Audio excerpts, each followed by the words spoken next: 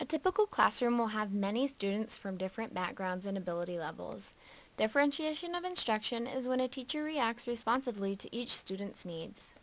The first step to differentiation is knowing your learner. Three things that define a student's learning needs are readiness, interest, and learning profile. Student readiness is the prior learning a student brings to a new concept.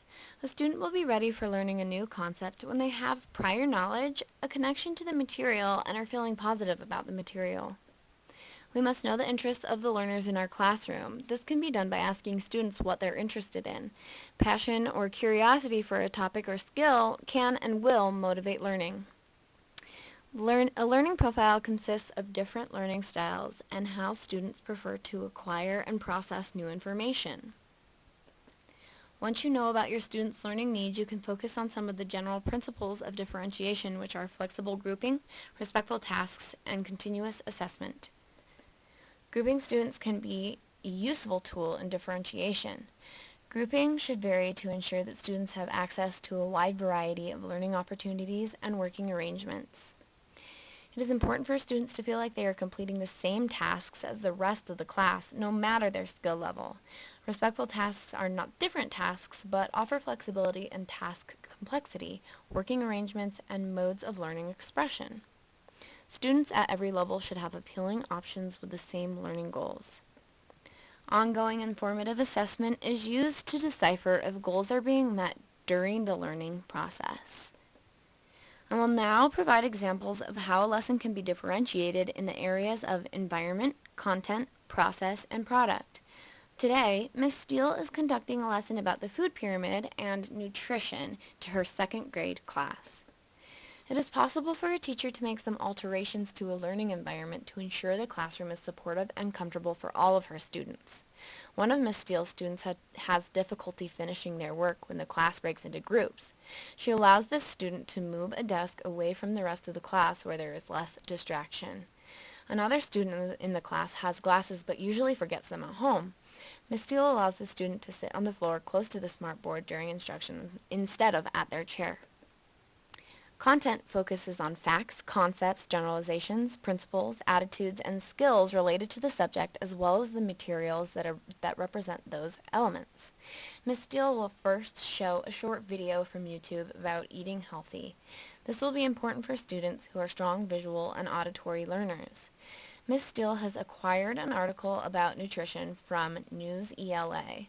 She breaks the students into groups and gives each group an article to read that is specific to their reading level.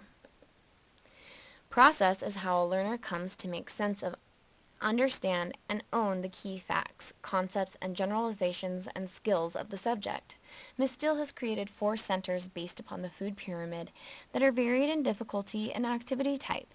Each student is free to choose 2 of the 4 centers they are most interested in. During centers, Ms. Steele conducts reading group rotations, giving each group the structured support they need.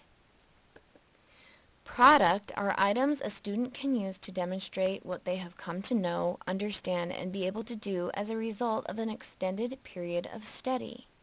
Ms. Steele's second graders will be given the option to create a diorama, write a report, make up a song, or create a video about the food pyramid activities and the News ELA article. RTI stands for Response to Intervention. It is one way educational teams can come together and problem solve when it comes to student learning. RTI identifies struggling students early and provides tiers of support depending on how students respond. As a team, teachers, paraprofessionals, school psychologists, and parents come together and utilize the RTI model to determine the need for further research-based instruction and intervention in general and special education. Differentiation occurs within each of the 3 tiers of RTI. Tier 1 is a regular classroom instruction. Tier 2 is where students receive interventions designed to address rates of difficulty. Tier 3 is a more specialized level of service that goes beyond what we usually regard as differentiation. Tier 3 may also include time spent in special education or gifted classes. Practice makes perfect, so get out there and start differentiating.